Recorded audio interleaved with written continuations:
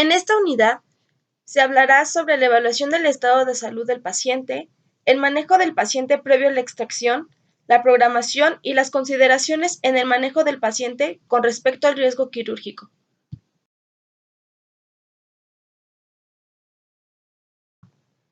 Objetivos. El alumno 1. Elaborará un plan de tratamiento basado en la valoración preoperatoria de los pacientes programados para extracción dental. 2. Identificará los padecimientos que requieran tratamiento por otros especialistas, tanto médicos como odontológicos, antes de la extracción. 3. Elegirá los fármacos que debe de suspender, administrar, continuar y o prescribir a los pacientes antes y después de la extracción dental. 4. Aplicará el protocolo de atención quirúrgica a todos y cada uno de los pacientes sometidos a procedimientos de extracción dental. 5. Reconocerá la importancia de la autorización válidamente informada. 6. Aplicará los conocimientos de las enfermedades sistémicas para brindarle seguridad durante el tratamiento quirúrgico.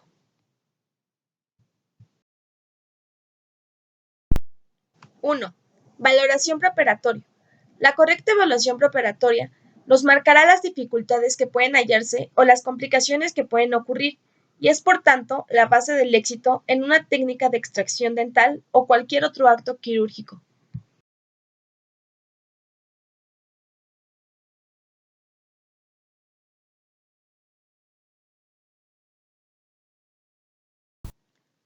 Esta valoración es una herramienta de suma importancia para el ámbito preoperatorio, ya que determinará el estado general del paciente antes de someterse a una intervención quirúrgica. Se trata de valorar los riesgos y beneficios de la intervención en el paciente. La historia clínica es la realización de un interrogatorio con el objetivo de obtener el máximo de información posible de los datos personales y familiares referentes al propio paciente previos o anteriores a la enfermedad actual.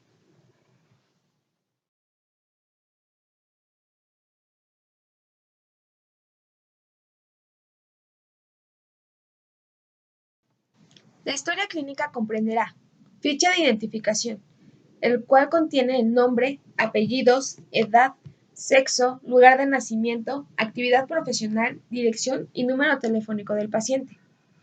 Padecimiento actual. Es la descripción de la enfermedad o proceso nosológico actual, siguiendo un orden cronológico, dejando al paciente que se extienda en ello, tratando de intuir los datos de interés y procurando enseguida canalizar el interrogatorio con preguntas concretas que relacionan los signos y síntomas presentes.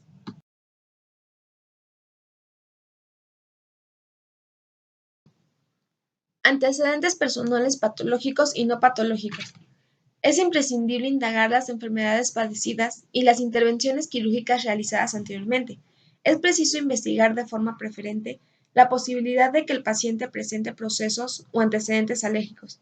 Es evidente que detectaremos enseguida con un buen interrogatorio si el paciente tiene antecedentes de enfermedades cardíacas, renales, pulmonares, etc., o si padece o ha sufrido cualquier otro proceso morboso sistémico o de los distintos órganos o sistemas.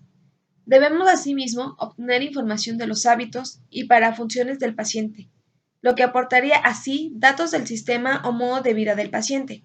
Hay que registrar cuidadosamente los medicamentos que está tomando o que ha tomado con el fin de evitar fenómenos de alergia o interacciones de los fármacos que podamos prescribir.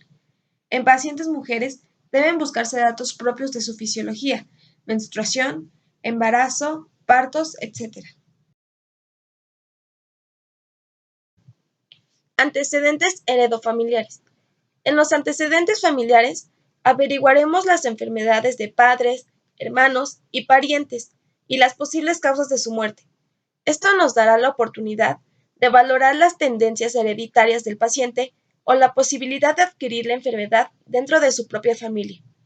En los antecedentes hereditarios debemos detectar las deformidades o enfermedades sufridas por el familiar directo del paciente.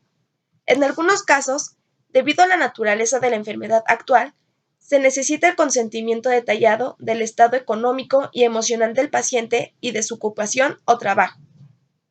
Cuando hay alguna duda, debido a la historia obtenida, se debe consultar al médico de cabecera o al especialista que lo controla, a fin de valorar adecuadamente las condiciones físicas y psíquicas del paciente.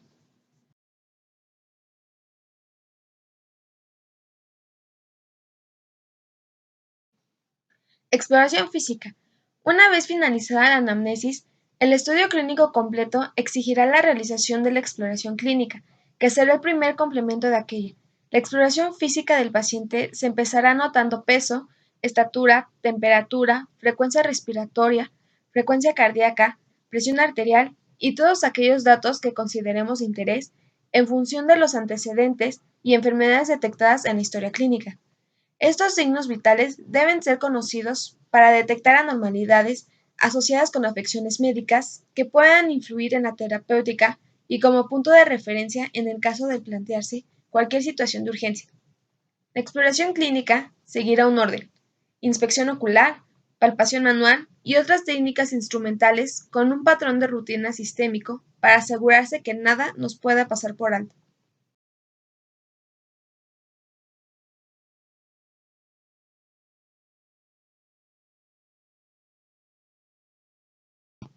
Exploración de cavidad bucal. Con una buena iluminación iremos observando detenidamente todas las estructuras orales con el fin de detectar posibles alteraciones o anomalías. Comenzamos con los labios, en el que hay que observar el tamaño, forma, simetría, presencia de lesiones, mucosas, etc.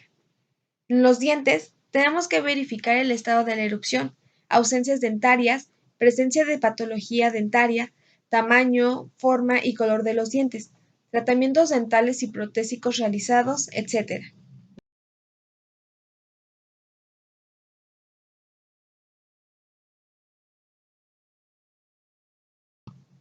De encía y mucosa bucal exploraremos el color, la presencia de lesiones exofíticas o de cualquier otro tipo. En la lengua, observemos el tamaño, forma, color, presencia de las papilas, lesiones de la mucosa lingual, etc.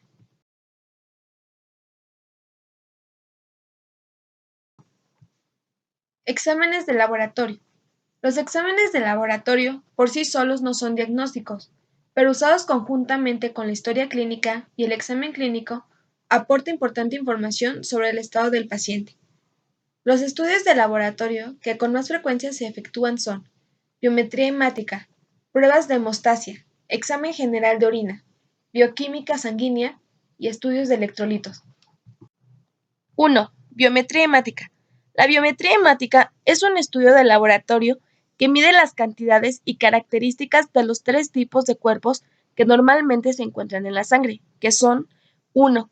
Leucocitos. Combaten las infecciones. Estas cantidades van de las 4.500 a 11.000 células por microlitro. 2. Eritrocitos, que transportan oxígeno y eliminan productos de desecho. Encontramos 4.2 a 5.4 millones de células por microlitro en mujeres y 4.7 a 6.1 millones de células por microlitro en hombres. 3. Plaquetas, que detienen las hemorragias mediante la formación de coágulos. Estas van de 150 a 450 mil plaquetas por microlitro. Otros indicadores típicamente evaluados en una biometría hemática son los valores de hematocrito, que es el porcentaje de glóbulos rojos en relación con el volumen sanguíneo total. El conteo es en porcentajes, tomándose como ideales 36.1 a 44.3% en mujeres y 40.7 a 50.3% en hombres, y el de hemoglobina, proteína que da su color característico a dichos glóbulos y permite el traslado de oxígeno a los tejidos, así como de dióxido de carbono hacia los pulmones para su posterior expulsión, cuyos valores son en mujeres de 12 a 16 gramos por decilitro y en hombres de 15 a 18 gramos por decilitro.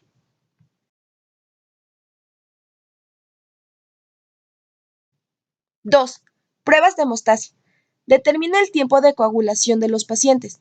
Estas pruebas incluyen tiempo de protrombina, tiempo de tromboplastina parcial y el índice normalizado internacional.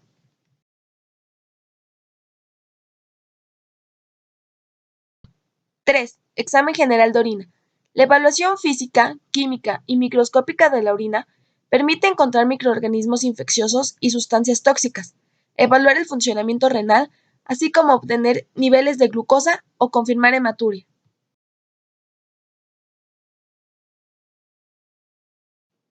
Cuatro, bioquímica sanguínea. Es la medición y reporte de los componentes químicos disueltos en la sangre. El examen se denomina comúnmente análisis metabólico.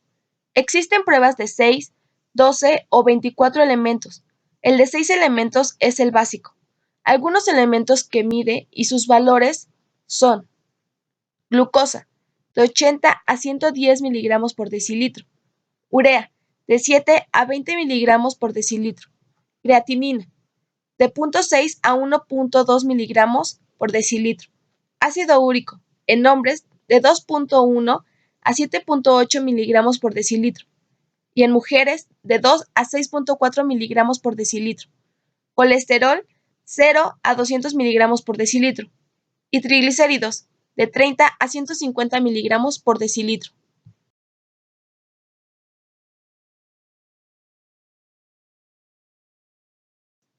Estudios de imagen. La radiología es un medio auxiliar fundamental en cirugía bucal, complementando el estudio clínico del paciente. Los estudios de imagen confirman muchos de los datos observados en la historia clínica y revelan otros nuevos de una manera rápida y efectiva. En nuestra especialidad pueden utilizarse distintas técnicas radiográficas: radiografía panorámica, radiografías intrabucales y otras técnicas radiográficas. Técnicas intrabucales. La película radiográfica se coloca dentro de la cavidad bucal y según el tamaño y colocación de ésta se distinguen las técnicas periapicales, interproximales y oclusales. Técnicas periapicales. Con ellas podemos explorar toda la zona alveolo-dentaria, desde la corona dentaria al área periapical, visualizando el espacio periodontal y el hueso maxilar que rodea el diente. La radiografía periapical interdentaria o retroalveolar puede realizarse mediante dos procedimientos. 1. Técnica de bisectriz o con cilindro o cono corto. Y 2. Técnica paralela o de cilindro o cono largo. Estas técnicas son adecuadas y suficientes para el estudio dentario y periodontal exigido en la patología bucal que ocupa nuestra especialidad. Radiografías de aleta mordible. Su utilidad está prácticamente limitada a estudios sistemáticos y de exploración de caries y de otras enfermedades dentarias, y también de la enfermedad periodontal.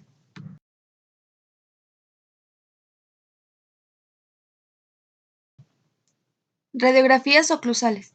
Son el complemento ideal de las técnicas periapicales a fin de obtener datos radiológicos de un área maxilar más amplia, como por ejemplo en caso de lesiones quísticas o tumorales, dientes incluidos, fracturas alveolodentarias o maxilares, cálculos en el conducto de Wharton, dientes supernumerarios como el mesiodens, etc. La película se coloca y se sujeta en el plano oclusal, y el haz de rayos se dirige desde arriba o desde abajo y con la inclinación adecuada según sea la zona a estudiar.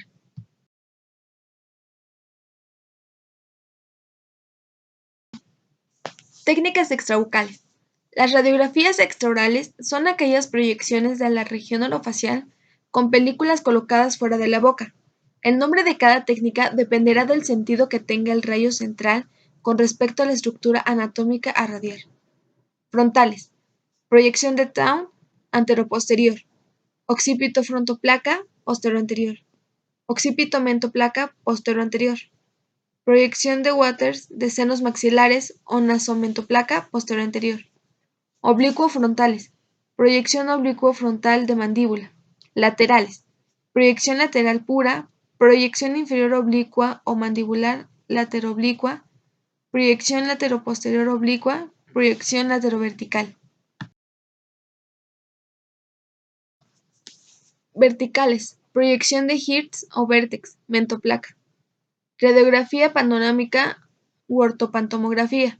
Consigue una visión completa de la maxila, la mandíbula y de todos los dientes en una sola placa radiográfica.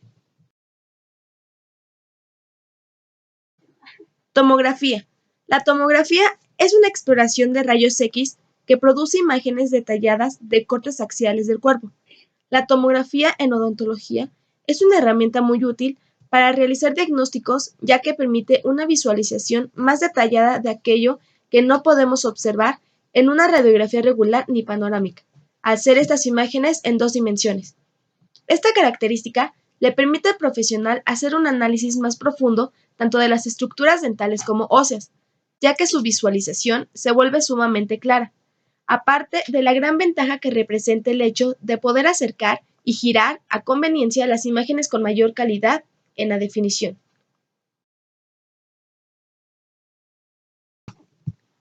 Diagnóstico integral del paciente. El diagnóstico holístico es el de mayor valor porque vincula a todos los demás diagnósticos para definir el tipo de problemática y con ello dar una solución y establecer un pronóstico más certero. Holístico se refiere a un enfoque universal, completo y exhaustivo que busca el estudio de un fenómeno por medio de lo que significa y por lo que lo rodea. Toma en cuenta todos los factores que intervienen en su situación y su desenvolvimiento, ya sea de manera directa o indirecta, para establecer una teoría explicativa más cercana a la realidad. El tratamiento no debe perder de vista sus conclusiones, o de lo contrario sus resultados se limitarán al alivio momentáneo del problema. Para llegar al diagnóstico final, primero debe existir una hipótesis diagnóstica, la cual será planteada por el clínico basado en la anamnesis y en el examen físico. Esta hipótesis definirá si el clínico solicita exámenes complementarios o interconsultas, las cuales podrán modificar o respaldar la hipótesis, para así realizar el diagnóstico final y plantear un plan de tratamiento.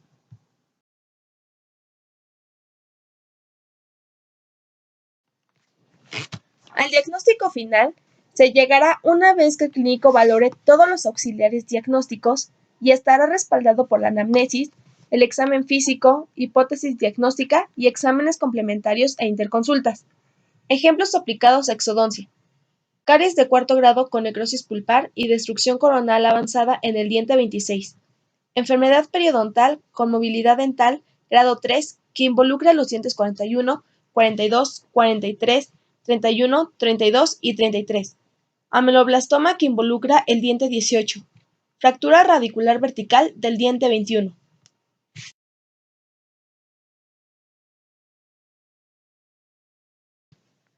Plan de tratamiento.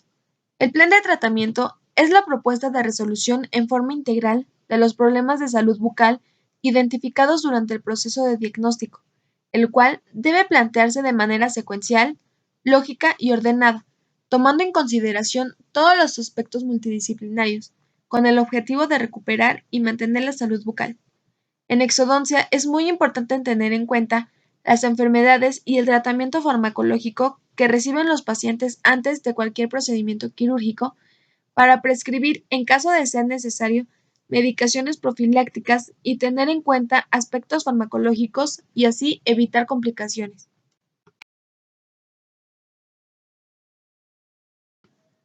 En función de los estudios anteriores, se debe desarrollar un plan adecuado a las características generales y locales del caso. Hay que tener en cuenta el tipo de hueso en cuanto a calidad y cantidad. Evaluar el compromiso con estructuras anatómicas vecinas como el nervio dentario inferior o el seno maxilar. Determinar la presencia de lesiones tumorales o quísticas asociadas o no. Y el tipo de anestésico a utilizar. Pronóstico. Es el juicio previo que se forma el profesional acerca del curso, duración y resultado final, favorable o no, de la enfermedad del paciente. El pronóstico puede ser de 3 tipos. Favorable: cuando el pronóstico es favorable, no hay ningún problema. Se debe decir sin esperar la pregunta de los pacientes. Desfavorable: cuando quedarán secuelas o sobre todo si es fatal o se acompaña de sufrimientos prolongados. Reservado: indica que en una enfermedad o lesión traumática pueden aparecer situaciones imprevisibles que modifiquen su gravedad.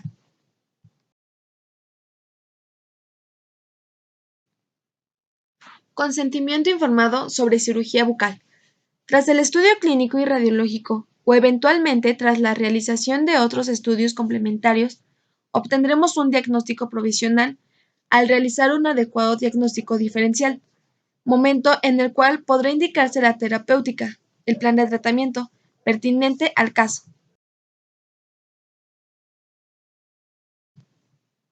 El consentimiento informado representa el requisito que legitima la intervención profesional. Sin él no se puede actuar. Forma parte de los aspectos éticos legales en la relación diaria entre el profesional y el paciente, y por tanto, de las repercusiones penales que esta relación conlleva. Esta parte de la historia clínica es muy importante, pues en esta parte el paciente está de acuerdo con todo lo dicho por el especialista y da su aprobación. El paciente debe recibir la información adecuada a cada caso. Es importante también responder a todas las preguntas y dudas de forma inteligible y sin emplear terminología científica. Finalmente, antes de realizar una intervención quirúrgica, debe obtenerse el consentimiento escrito del paciente, de un familiar o tutor si es menor de edad o éste está incapacitado. Manejo del paciente previo a la extracción. Ante cualquier procedimiento quirúrgico, después de tener una historia clínica bien estructurada, es de vital importancia llevar a cabo interconsultas médicas y pruebas de laboratorio para aquellas personas comprometidas con enfermedades sistémicas de suma importancia y pacientes con terapia anticoagulante, así como ciertos cuidados que debe tener antes de ser sometido a la práctica dental.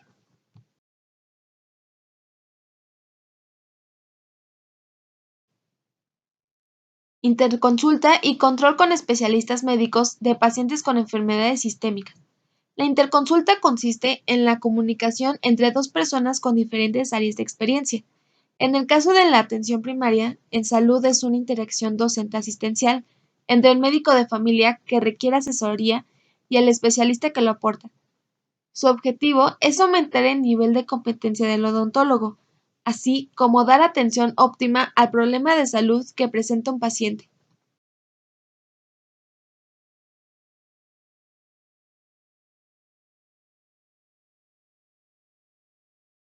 Le expondrá claramente al interconsultante el motivo por el cual se solicitó su opinión y al mismo tiempo se le deben explicar al paciente las razones de esa interconsulta, teniendo en cuenta siempre que éste se convenza de que es un proceder para mejorar su atención y no una falta de competencia de su médico, o lo que es peor aún, evitar un rechazo, riesgo que se presenta muchas veces en las interconsultas con el psiquiatra. Formato de interconsulta. Es un formato que deberá constar de dos secciones. La solicitud de la interconsulta. Debe contener datos de filiación del paciente, breve resumen de enfermedad actual y examen clínico, motivo de la interconsulta, diagnóstico presuntivo, fecha y hora de la solicitud, nombres y apellidos y firmas del profesional solicitante. El informe de interconsulta, que debe tener la descripción de los hallazgos, exámenes y procedimientos realizados, diagnósticos, pronóstico, tratamiento y recomendaciones, nombres y apellidos, cargo y firma del profesional que realice la atención, fecha y hora de la respuesta. Las enfermedades sistémicas de relevancia que necesitan una interconsulta son hipertensión arterial, cardiopatía isquémica, insuficiencia cardíaca, diabetes, insuficiencia renal, pacientes con alguna enfermedad hemorrágica o que tomen anticoagulantes. Protocolo de atención en pacientes con terapia anticoagulante. Las intervenciones de cirugía oral, incluso una extracción dental simple, pueden ser objeto de complicaciones inmediatas desde un punto de vista hemorrágico para el profesional que interviene sobre pacientes en tratamiento con anticoagulantes orales. La identificación de pacientes que puedan ser propensos a la hemorragia oral requiere información del historial médico específico y el uso adecuado de las pruebas de laboratorio. Un número creciente de pacientes dentales están tomando medicamentos que interfieren con la hemostasia y existe la preocupación de que pudiera haber sangrado prolongado durante o después de un procedimiento dental invasivo. El manejo de un paciente en riesgo de sangrado de medicamentos como la warfarina o aspirina implica una cuidadosa historia médica, el examen de las pruebas específicas del laboratorio y tal vez una discusión con el médico del paciente.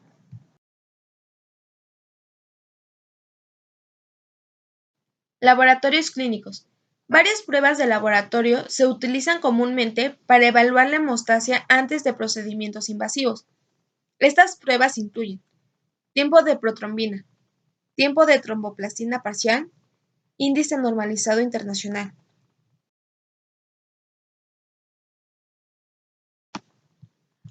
Tiempo de protrombina. Mide el tiempo que tarda en formarse un coágulo en una muestra de sangre. Mide la vía extrínseca. Sus valores oscilan entre 12 y 14 segundos. La variación en más o menos de 2 segundos y medio se considera normal. Tiempo de tromboplastina parcial. Mide la vía intrínseca de la coagulación. Este es de 25 a 35 segundos. La variación en más o menos de 2 segundos y medio se considera normal. Índice normalizado internacional. Es la prueba estandarizada del tiempo de protrombina que mide la coagulación de la sangre. El tiempo de protrombina ha resultado ser inexacto y variable. Las cifras de protrombina obtenidas en distintos laboratorios son poco comparables. Estas diferencias se deben a la fuente de tromboplastina, al fabricante de la tromboplastina y al instrumental utilizado. Tales diferencias han generado problemas hemorrágicos por anticoagulación excesiva. Por tanto, es difícil interpretar los resultados de un tiempo de protrombina sin conocer su expresión sobre el INR. El INR es el cociente entre el tiempo de protrombina del paciente y un tiempo de protrombina control, y esta fracción elevada a un exponente ISI, donde ISI, o índice de sensibilidad internacional, es una variable dependiente del tipo y lote de tromboplastina, que facilita el fabricante y que compara su respuesta con la de tromboplastina de referencia facilitada por la OMS. Sus valores normales oscilan entre 0.9 y 1.15 segundos. Protocolo de profilaxis antibiótica, indicaciones y esquemas.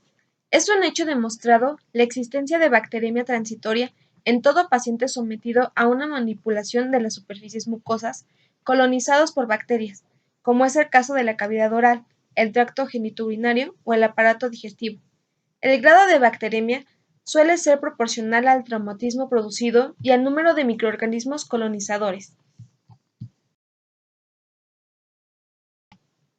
Todo procedimiento en cavidad bucal que produzca sangrado estará causando un paso de bacterias al torrente circulatorio en mayor o menor medida, por lo que en un acto quirúrgico, como una extracción dental, se recurrirá a una terapéutica previa. La finalidad de una premedicación antiinfecciosa consiste en la administración de un antibiótico durante el preoperatorio con el fin de prevenir complicaciones infecciosas durante el postoperatorio. Este proceso se lleva a cabo unos cuantos días antes de la intervención y se prolonga hasta el periodo postoperatorio. Si es un paciente sano, en algunos casos puntuales se podría evitar esta premedicación. Sin embargo, no podemos obviar esta terapéutica en pacientes inmunosuprimidos, con cardiopatías, nefropatías, pacientes de la tercera edad o cuando sean tratamientos de mayor complejidad. La profilaxis antibiótica está recomendada en extracciones dentarias, cirugía bucal, bucogingival, peridentaria, todas sus actuaciones y mantenimiento, cirugía bucal e implantología, cirugía periapical, instrumentación endodóntica más allá del ápice, colocación de tiras de antibiótico subgingival, colocación inicial de bandas de ortodoncia, anestesia intraligamentaria, limpieza en pacientes con implantes. No se recomienda en odontología restauradora, anestesia infiltrativa, endodoncia, colocación de dique de goma, remoción de puntos de sutura, colocación de prótesis removible, toma de impresiones, radiología intrabucal, ajustes de ortodoncia. Condiciones cardiovasculares. Pacientes con cardiopatías corren un riesgo elevado de presentar complicaciones postoperatorias como endocarditis infecciosa originada por la bacteremia causada por el acto quirúrgico, por lo que es de vital importancia la aplicación de una terapéutica profiláctica preoperatoria.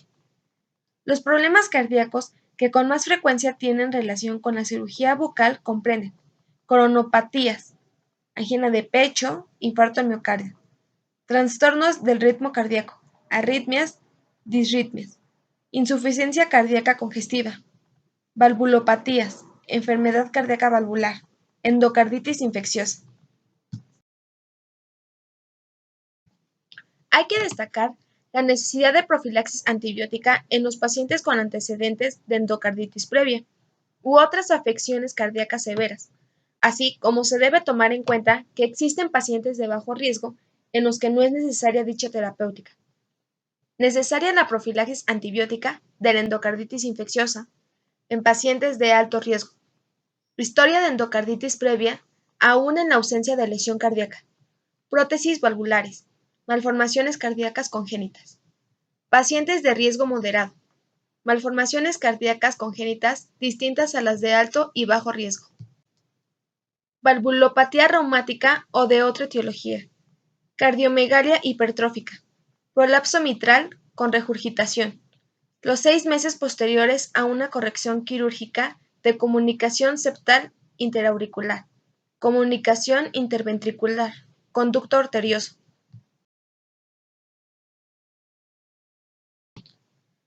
No necesaria la profilaxis antibiótica de la endocarditis infecciosa. Pacientes de muy bajo riesgo. Pasados 6 meses para la corrección de una comunicación arteriovenosa sin secuelas. Prolapso mitral sin regurgitación. Portadores de bypass coronario. Soplos funcionales. Antecedentes de fiebre reumática sin disfunción vulvar. Portadores de marcapasos y desfibriladores. Defecto septal auricular secundario aislado.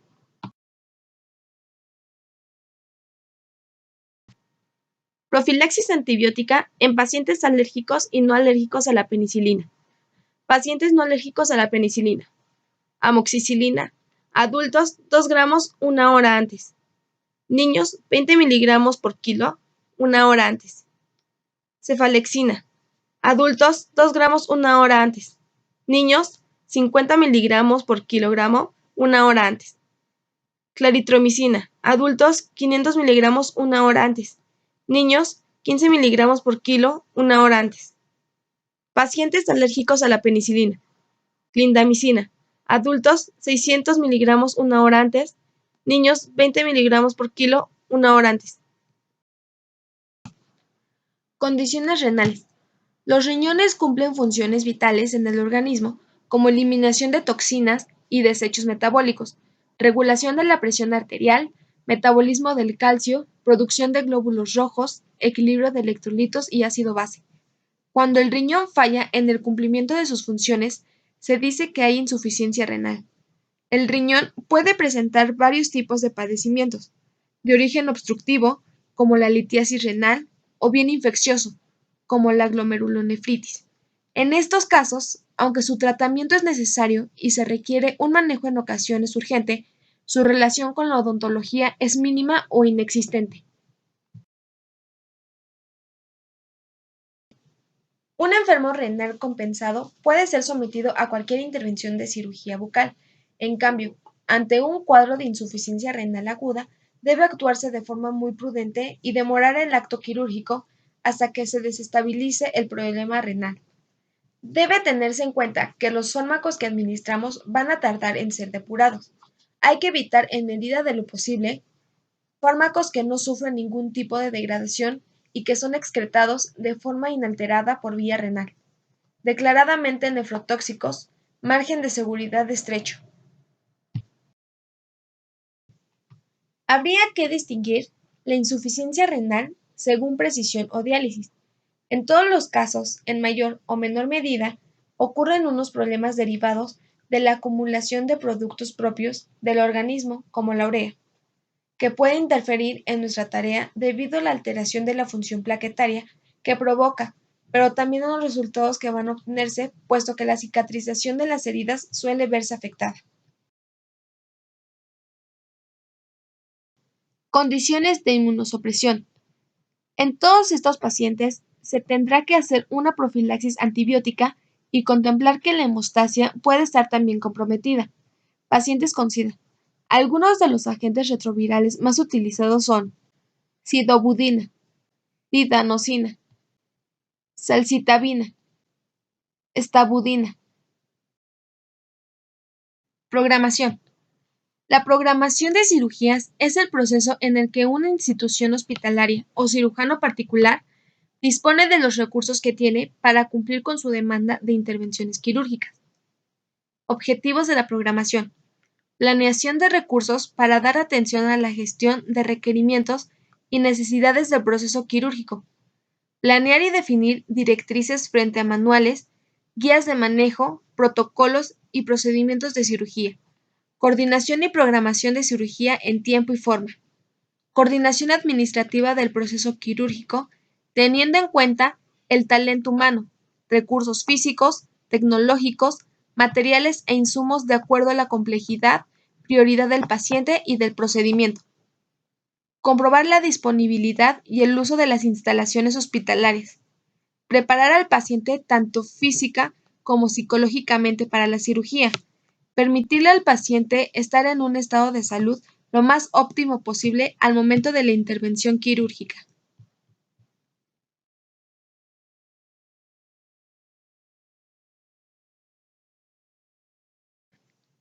Criterios de elección del momento adecuado para la extracción. Los criterios para elegir el momento adecuado para realizar una extracción dental obedecerán casi en su totalidad al estado de salud del paciente. El momento adecuado para realizar la extracción será aquel en el que el paciente no cuente con ninguna contraindicación, local o sistémica, para realizar dicho procedimiento. Contraindicaciones sistémicas. Cardiopatías isquémicas o congestivas. Cardiopatías reumáticas. Terapia anticoagulante. Discrasias sanguíneas. Enfermedades hepáticas. Enfermedades endocrino-metabólicas. Enfermedades renales. Enfermedades de tiroides. Tratamiento con corticoides. Enfermedades psiquiátricas. Enfermedades neurológicas. Retraso mental severo o profundo. Embarazo en el tercer trimestre. Contraindicaciones locales. Infecciones agudas odontógenas sin indicación del uso de antibióticos 24 horas antes de realizar la extracción. Periodontitis, abscesos, celulitis. Infecciones agudas ocasionadas por el brote de un tercer molar semirretenido. Pericoronaritis. Infecciones agudas gingivales o de la mucosa bucal. Infecciones agudas del seno maxilar, sinusitis. Maxilares irradiados o dientes localizados en zona de tumores malignos sin criterio aún de tratamiento oncológico a realizar. Dientes cariados que permiten tratamiento conservador. Una vez descartados estos impedimentos y habiendo preparado al paciente, podremos determinar el momento adecuado de la extracción y entonces programar al paciente. Consideraciones de manejo del paciente con respecto al riesgo quirúrgico. Con fin de clasificar al paciente según su estado físico y al riesgo preoperatorio que representan, existen categorías propuestas por la ASA que clasifican en 5 categorías que van de los pacientes de menor riesgo preoperatorio a los de mayor riesgo. Clasificación del estado físico ASA. Categoría 1. Paciente sano. Categoría 2. Enfermedad sistémica leve. Ningún límite funcional. Categoría 3. Enfermedad sistémica grave. Limitación funcional. Categoría 4. Enfermedad sistémica grave. Amenaza vital. Categoría 5. Paciente moribundo. Como es de suponer, nuestros tratamientos odontológicos van dirigidos a individuos que se integran dentro de las 3 primeras categorías, pero no puede excluirse que muy ocasionalmente se tiene que practicar alguna exodoncia en un paciente perteneciente a las 2 últimas categorías.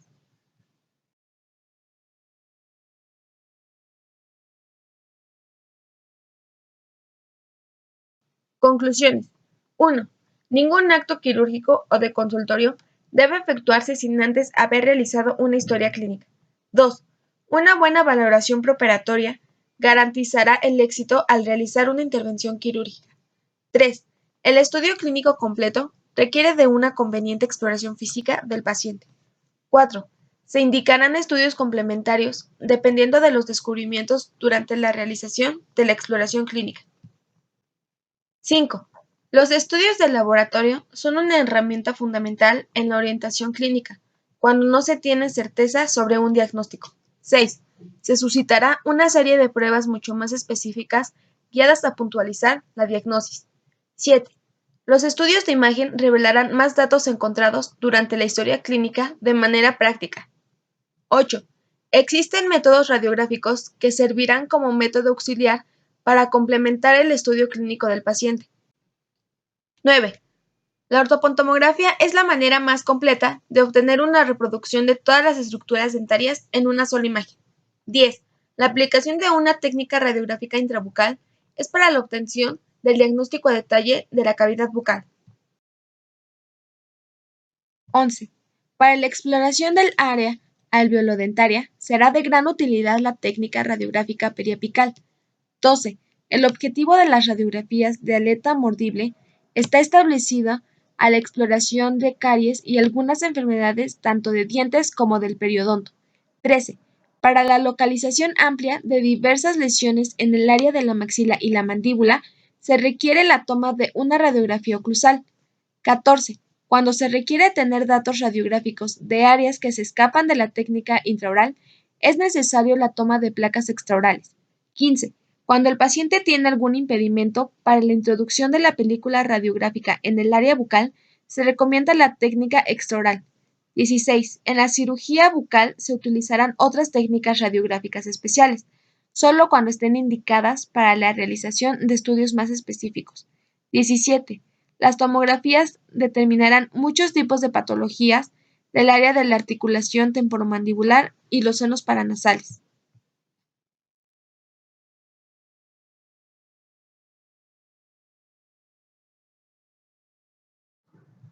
18. Los procedimientos radiográficos facilitarán la obtención de información importante, pero antes se harán procedimientos más simples y que tengan un costo accesible para el paciente. 19. Para el diagnóstico integral se toman en cuenta los factores que participan en la situación y su difusión. 20. El diagnóstico integral asociará todas las demás valoraciones para definir el problema que le aqueja al paciente y así lograr establecer un pronóstico acertado. 21. Sin una buena historia clínica no se puede realizar un adecuado plan de tratamiento. 22. El plan de tratamiento debe de llevar secuencia ordenada para su éxito. 23. En exodoncia se deben valorar todos los aspectos anatómicos para una adecuada atención. 24. Una buena exploración y anamnesis nos permitirá crear y saber acerca de un pronóstico. 25. La cooperación del paciente es una parte fundamental del tratamiento para tener un pronóstico favorable.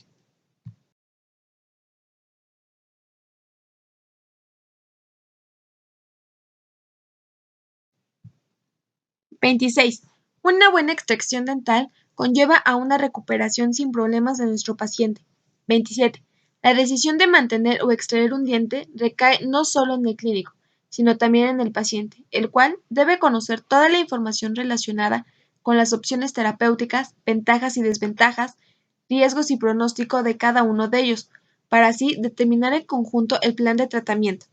28. Es importante recalcar que el consentimiento informado debe ser solicitado al paciente y que debe ser otorgado por el paciente o su representante legal para cada acto individual, médico o de investigación.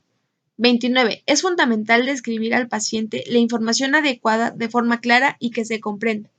30. El consentimiento informado es una parte legal de la historia clínica sumamente importante, por lo tanto siempre debe venir incluida. 31. Es fundamental saber sobre aquellos pacientes con enfermedades sistémicas para prevenir complicaciones en la clínica. 32. La interconsulta es un requisito para aquellas personas con afecciones graves que se puedan complicar durante la cirugía.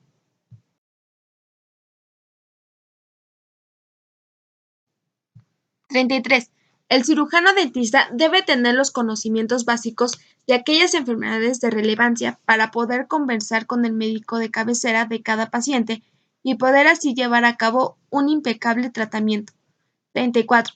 Es fundamental en cirugía saber acerca de problemas con la coagulación de los pacientes, debido a que podría complicarse la cirugía. 35. Es muy importante saber acerca de los medicamentos que actualmente toma nuestro paciente, pues estos pueden ser anticoagulantes, los cuales resultan peligrosos para la cirugía a realizar. 36. Tener conocimiento de las diversas patologías hemorrágicas es fundamental, ya que el profesional en todo momento activa el proceso hemostático en sus pacientes y puede llegar a descubrir alteraciones del mismo durante los procedimientos odontológicos quirúrgicos. 37. Antes de cualquier cirugía, es fundamental mandar al paciente a realizar pruebas hemostáticas para poder saber sus tiempos de coagulación y así prevenir una hemorragia o la formación de coágulos tempranos. 38. El odontólogo debe tener presente siempre cuáles son los tiempos normales de coagulación.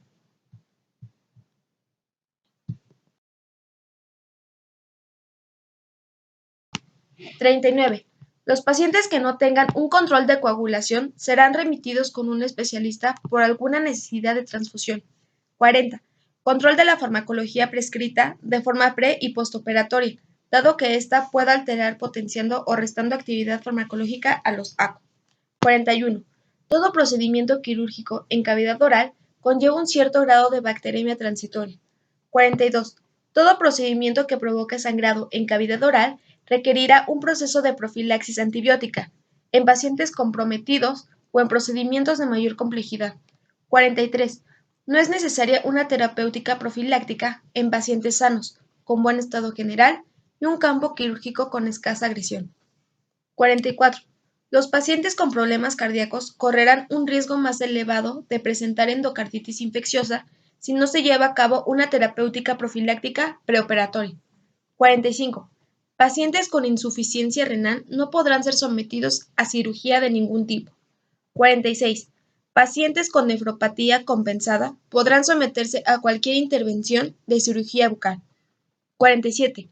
Pacientes inmunosuprimidos deberán someterse a una terapéutica profiláctica que se extenderá hasta el postoperatorio.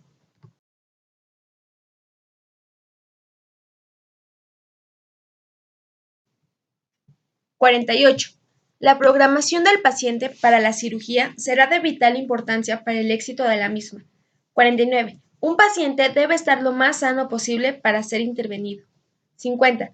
En caso de padecer una enfermedad sistémica, el paciente deberá estar compensado para poder realizar la extracción dentaria. 51. La programación del paciente permitirá al cirujano planear los requerimientos, procedimientos y necesidades del proceso quirúrgico. 52. Antes de programar al paciente, debemos tener un diagnóstico certero y un plan de tratamiento. 53. El paciente debe estar preparado tanto física como mentalmente al momento de la extracción. 54.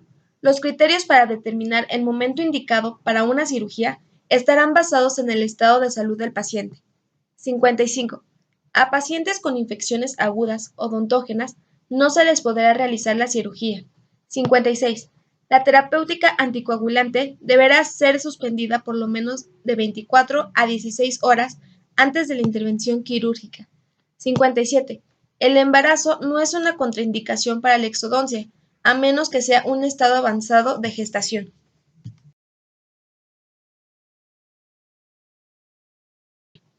58. Pacientes con VIH podrán ser atendidos siempre y cuando hayan llevado una terapéutica profiláctica sistemática previa. 59. Los tratamientos odontológicos van dirigidos a pacientes englobados en las tres primeras categorías ASA, aunque no quedan excluidas las otras dos categorías. 60. Pacientes englobados en las dos últimas categorías ASA están contraindicados para extracción. Pacientes con enfermedad sistémica grave, de amenaza vital y en estado agonizante.